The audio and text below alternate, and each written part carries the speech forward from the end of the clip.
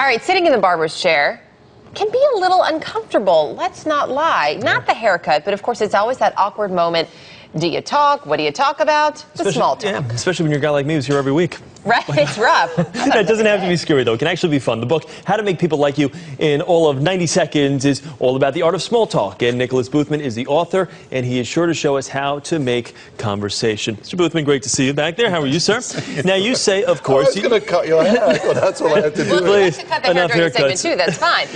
You always hear you never get a second chance at making a first impression, and that is one of, I guess, the rules you live by here, correct? Well, you know, here's what happens. We decide how we feel about people in the first 2 seconds of seeing them. It's completely involuntary. It's the fight or flight. If we like people, we tend to see the best in them. If we don't, we tend to see the worst. If we like them, we look for opportunities to say yes to them. If we don't, we look for opportunities to say no. And so it's very hard to make it, to change that. Can I say before we start, though, that's a beautiful shirt, and I love that jacket. So what are you thinking so far of the first 2 seconds? What about the shoes? Can you say Chris is kissing up just a little bit? Is that a good way to make small talk, to kiss up?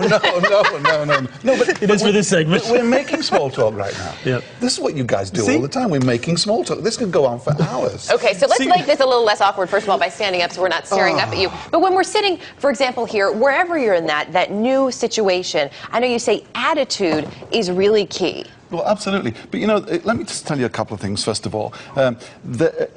Stanford Business School did a survey over 10 years to look for the #1 predictor of success. You know what it was? The ability to speak up. If you're going to make small talk, you've got to speak up. You've got to say something. But also, there are two kinds of places where you'll do small talk. What we call closed fields and open fields. Closed fields are where you're supposed to talk. You know, you're in, maybe speed dating, or you're having a dinner party or something. Then it's fine. People expect to talk. But you've got open fields. You might be in the supermarket or in the barber's. That's different. Or even sitting next to somebody on a plane. So, you know, you start by speaking up. Most people want to connect. If they don't, you test them. You'll ask them anything. You can talk about the occasion, the location, anything you like. If they don't want to talk, you'll know it straight away. They're going to send that vibe out to you. When it comes to that attitude, though, that I know you mentioned in the book, it's much more than the attitude you say is really every single thing about you. It's your voice, it's your expression. It's your voice, tone, your body language, and the words you use. What we respond to in other people is actually their attitude. You know, it's like, you know, if someone's angry, it makes you feel angry. If they're happy, it makes you feel kind of better. Sure. Are people born with this ability to be able to make small talk or be good in a conversation? We are born with everything it takes to connect with other people. Babies do everything right.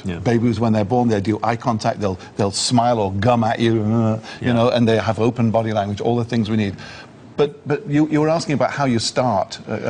Well, yeah, how do you break that uncomfortable silence? Okay, you ask questions. Questions are the spark of the conversation. And you actually do what you guys do and what everyone learns at journalism school. You start with a statement, oh, New York's a fantastic place, followed by an open question. If I only had 2 days here, what should I see? And then it's over to you. And you keep them going by doing exactly what you're doing right now, which is giving feedback.